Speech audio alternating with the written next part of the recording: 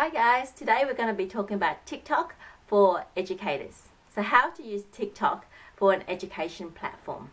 Hi, my name is Bic Walker and my aim here is to help makers and creators turn their hobby into a business. If you're an educator, you will know that to show people is a better way of learning than just to sit there and tell people, right? So that's why TikTok or visual platform is an amazing way to learn. Also, you need to marry information with entertainment.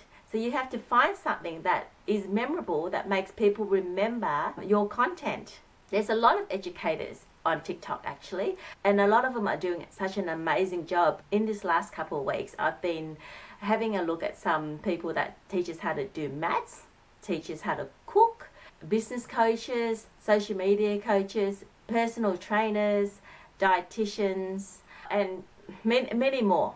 One thing that's really memorable is the guy who teaches maths. I mean, what a dry topic is maths, and he is able to entertain but to get the aha moment in his videos. Like, for example, he shows a lot of patterns, like this clock. He shows how all the numbers on the clock can match up and add up to number 13. He shows like a times table of 11 and the pattern in that. The things that he shows you makes you think about it and go, oh, I didn't know that. It's that aha moment that he brings out. There was this anatomy account that I was just watching, and this guy was holding a real human's brain in his hand. And to me, that was intriguing because not every day you see a brain exposed in someone's hand like that. So he was showing the brain, turning it around and talking about the certain parts of the brain. I'm not interested in medicine or anatomy, but I found it intriguing. For the last 3 weeks, I've just started on TikTok.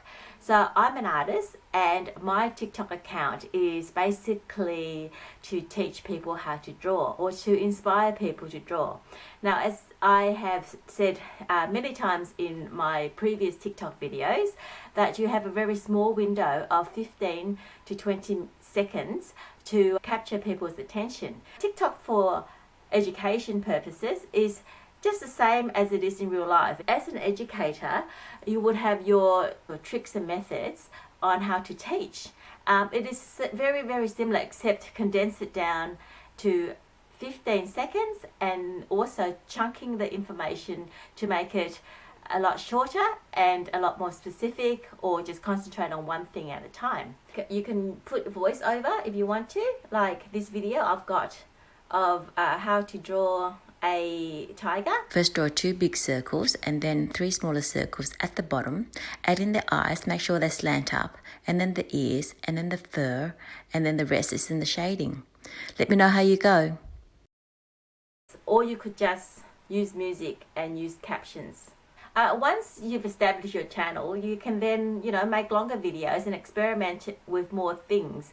But to first get started on it, just follow what works on TikTok, which is short, quick videos, and be relatable, to be engaging, and to post what is trending. If you can find a twist on a trend, like for example, at the moment there is a trend that you dress up as a cartoon character for certain occasions.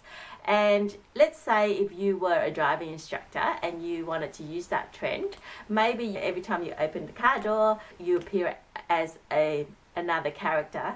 In the first 3 seconds, you need to capture people's attention. You don't want them to scroll up. So you have to have a hook. What pulls on the heartstrings, or what they're interested in, what would keep them watching.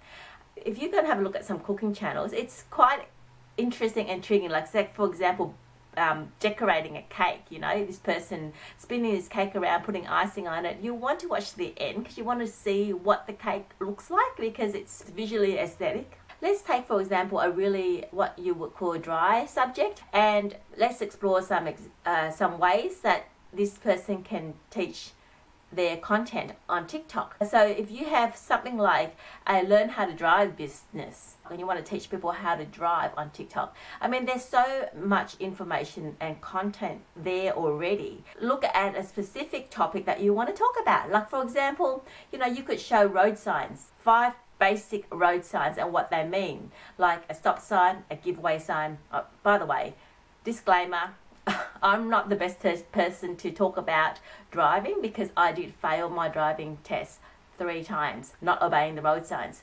But for something that is so second nature to you, it might be new to the viewer. You think it's common sense and basic, but sometimes the most basic things are the things that you forget first. So you could even talk about, say, like a roundabout. What to do at a roundabout, you know? Go a certain direction and give way to the person on your left or on your right. Oh my God, I can't remember. Or you can talk about obscure road signs. Signs that you don't normally see every day. You know, signs, slippery when wet, signs that you see up on the alpine regions, the high countries. Kangaroo stops or something like that. Or a hook could be, do you want to pass your driving test? 5 trick questions that you need to know. So something that people want to watch. Determine your audience if you're talking to the teenagers and probably their parents. So, you know, fun facts or even serious facts like road accidents and statistics. And the good thing about TikTok for a business like driving is that it's geographically based. So if you're in Melbourne and you're a driving instructor in Melbourne, then your content will then be pushed out to people who are interested in similar topics, but are also in your geographic zone. So your rules applies to your location. You know, you're not going to get people from a different country driving on the other side of the road. So if you are interested in having a channel on TikTok to teach something, it's best to go and spend some time on TikTok and look at other examples. You know, people are teaching languages, people are teaching how to pronounce things in English. Like, for example, you know, the word H is a lot of people pronounce it as H and not H. So this person has a whole channel on pronunciation. If you don't want to talk, you can put things to music and point up and put a caption up there, or you could use props. A lot of cooking shows just show the ingredients and the process of cooking. They don't have to show themselves. I do still believe that if you have a business, it is good to show your face because people buy things from people. So once in a while, it is good to just, you know, flash your face on the camera.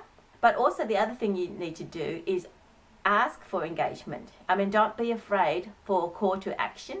So if you want people to like or comment, then ask them to double tap or ask them a certain question that they can put a comment down the bottom, because engagement, likes and comments will push your video further out to more viewers. And if you haven't watched my TikTok algorithm movie, you could just click on the link up here. Here's my call to action. If this video is helping you in any way, please hit that subscribe button. Leave me a comment on what else you would like to know or what you've taken away from this video. A like would be good, and remember to hit that notification bell so that you can get notified when I produce a new video. If there's anything else you want me to talk about, also put that in the comments. The last thing I wanted to say is make sure if you are doing an education video to turn your account into a pro account, not a private account. You go into the 3 dots at the top, and once you've turned your account into pro, you have access to analytics, which is really interesting because it gives you an overview, but it also gives you which videos are trending or which ones are getting more views. You then know what topic people are interested on so that you could produce more of those videos. It also tells you what's the average time a person spends on your video so that you know whether your video is too short or too long, or you know, where it gets boring so that maybe you can cut those contents out, because every second in TikTok counts. Don't put anything unnecessary in TikTok. You need to cull and strip it down so that you can get down to that 15 to 20 seconds.